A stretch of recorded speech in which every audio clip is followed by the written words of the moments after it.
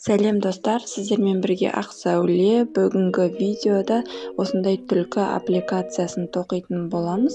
Бұл аппликация киім сәндеуге немесе өзін бөлек брош ретінде жасауға болады. Достар, егер де тоқу білмесеңіздер, міндетті түрде менің тоқу сабақтарымды көріп алыңыздар. Ссылкасын видеоның астына шығарамын. Тоқу үшін бізге осындай қара түсті жіп қажет, және де оранжевый, ақ түсті және көзін тігуге мен осында қалың қара жіпті қолданамын. Көзі үлкен ине керек және де ілмек. Ілмектің нөмірі менде 2/5 нөмірлі ілмек, және де одан да жіңішке ілмекті жіпті тығу үшін қолданамын. Көрермендердің 90% менің видеомды подпискасыз қарайды екен. Сондықтан достар, міндетті түрде менің каналыма тіркеліңіздер. Видео ұнап жатса лайк басыңыздар, және де видеоларымды жіберіп алмас үшін колокольчикті басып қойыңыздар. Сұрақтарыңыз болса, астыға комментарийге жазып кетіңіздер. Міндетті түрде видеоның соңына дейін көріңіздер. Тоқу үшін біз қазір ең алдымен ғажайып шеңбер жасаймыз. Және де осы шеңбердің ішіне қазір 3 воздушный петля тоқимын. 1, 2, 3.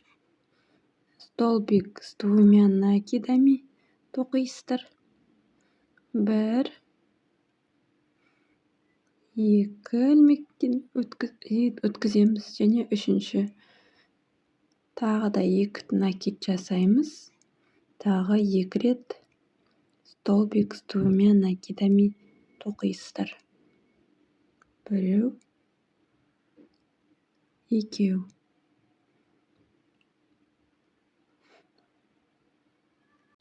Сонымен столбик с 2 накидамидің саны 3 болу керек. Қазір столбик с накидам тоқимын ары қарай. 1 столбик с накидам тоқыдым. 2-ші столбик с накидам. Және 3-ші столбик с накидам. 4-ші столбик с накидам. Ары қарай біз столбик с 2 накидами тоқимыз. Қазір түлкінің формасы жүрекше формасымен бірдей қылып тоқимыз. Жүрекшенің қазір бір жағын тоқыдық. Енді 2-ші жағын дәл осылай, 1-ші жағын қалай тоқсақ, дәл солай қайталаймыз. Ары қарай 4 столбик с накидам тоқимыз қайтадан. 1, 2, 3, 4, және де 3 столбик с 2 накидами тоқисыздар. 1-ші столбик с 2 накидами. 2-ші столбик с 2 накидами.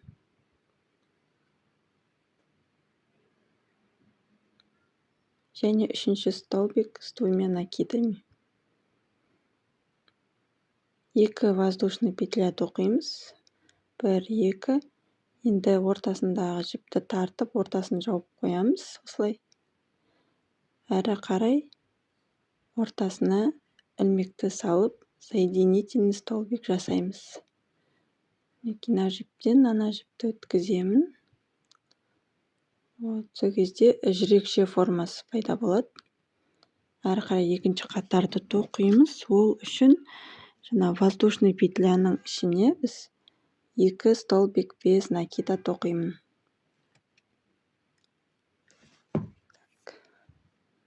Жіпті аламыз. Воздушный петлялар басында жасаған. Осының ішіне қазір 2 столбик без накида тоқимын. Мына жерге ілмекті салдым. 1 және 2.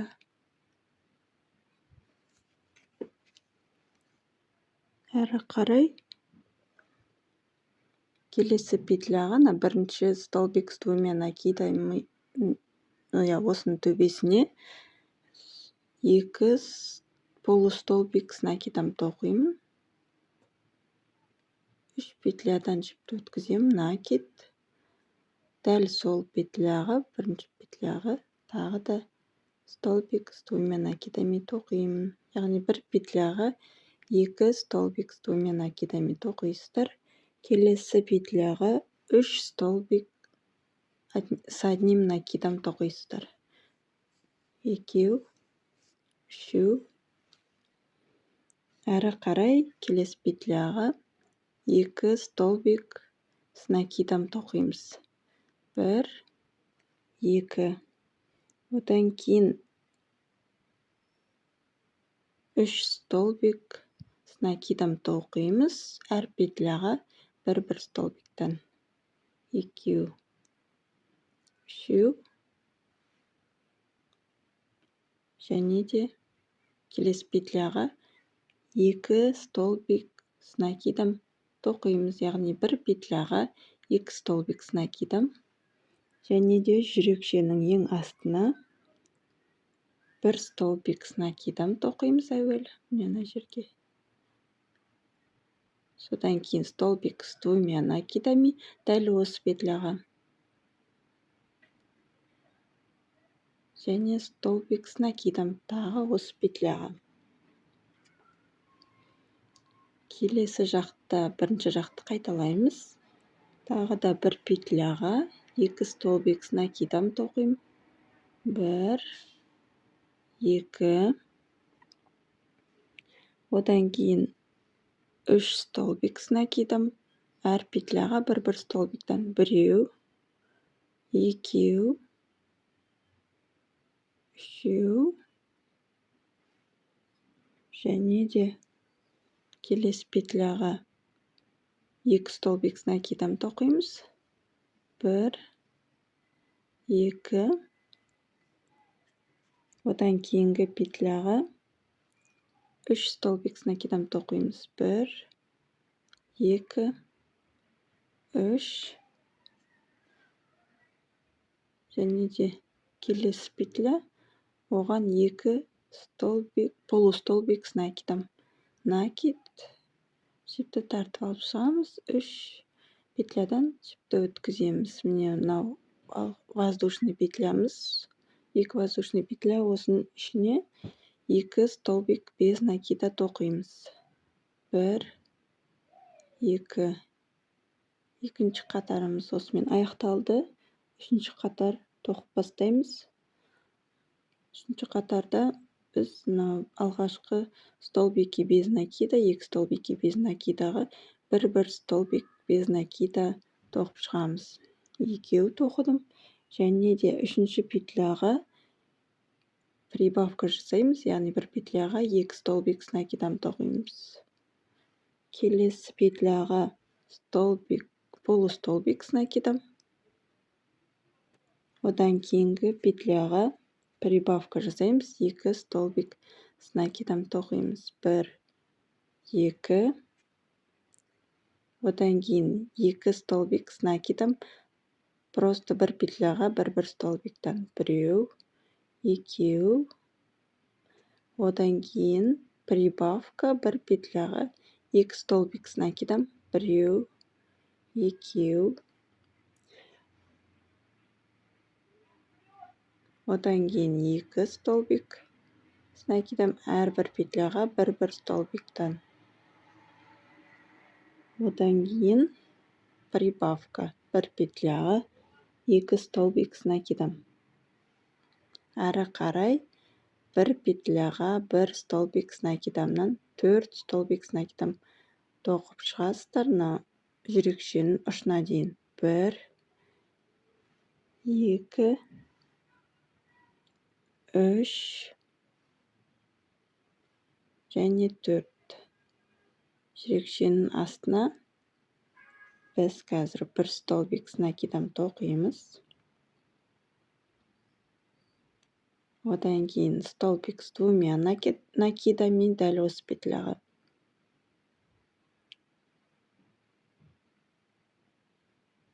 Және де бір столбик с накидом. Әрі қарай 4 столбик накидам, әр петляға бір столбиктан. 1, 2, 3, 4. Прибавка бір петляға 2 столбик накидам тоқимыз. Келесі петляға 1, 2. 2 столбик накидам, әр петляға бір столбиктан. 1, 2. Және прибавка бір петляға 2 столбик накидам тоқисыздар. Әрі қарай 2 столбик накидам, әр петляға бір столбиктан. 1, 2. Содан кейін прибавка бір петляға 2 столбик накидам тоқимыз. 1, 2. Және де келесі петляға полустолбик накидам. Одан кейін әрі қарай бір петляға 2 столбик без накидам тоқимыз. 1, 2. Және де қалған 2 петляға бір столбик без накидам тоқып шығамыз. 1, 2. Енді қатарымыз аяқталды. Қақ ортасына ілмегімізді салып, жіпті тартып алып шығамыз. Осылай. Және де осылай соединительный столбик жасап жібереміз. Енді осындай жүрекше шықты бізде. Әрі қарай құлағын тоқимыз.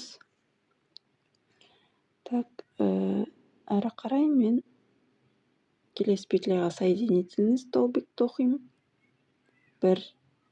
1, 2, екінші соединительный. 3, 4. 4 соединительный столбик жасағаннан кейін 4 воздушный петля тоқисыздар. Екінші петлямызға ілмектен кейінгі столбик без накида тоқимыз. Одан кейін полустолбик с накидом тоқисыздар. Және де столбик с накидом тоқисыздар. Арасына бір петля тастаймыз. Бір петля тастап, келесі петлядан бастап, біз соединительный столбик тоқимыз. Келесі құлағына жеткенше. Екінші құлағын соңғы 5 петля қалғанға дейін өз беттеріңізше тоқып шығасыздар. Мінекей менде соңғы 5 петля қалды. Енді мен қазір екінші құлағын тоқимын. 4 воздушный петля жасаймын. Екінші петляға столбик без накида тоқимын. Одан кейінгі петляға полустолбик с накидом тоқимын. Және де үшінші петлямызға столбик с накидом тоқимын.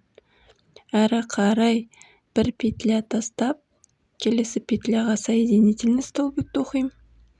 1, 2, 3, 4.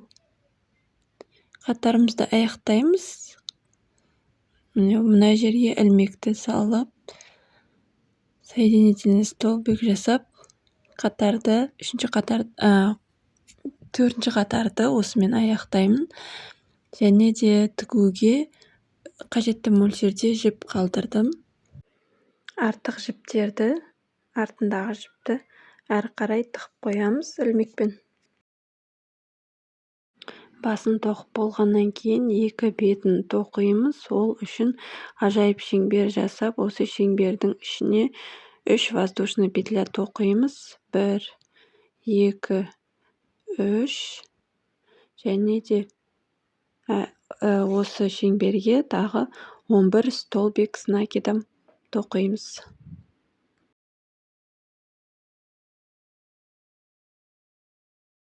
Әрі қарай 3 воздушный петляның үшінші петлясына соединительный столбик тоқимыз.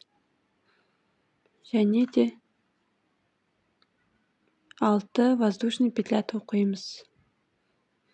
1, 2, 3, 4, 5, 6. Екінші воздушный петляға соединительный столбик жасаймыз. Одан кейінгі петляға столбик без накида тоқимыз. Одан кейінгі петляға полустолбик с накидом тоқимыз. Келесі петляға столбик с накидом тоқимыз. Және де соңғы петлямызға столбик с двумя накидами тоқимыз.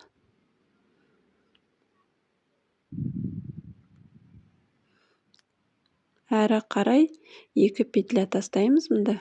1, 2, үшінші петляға соединительный столбик жасаймын.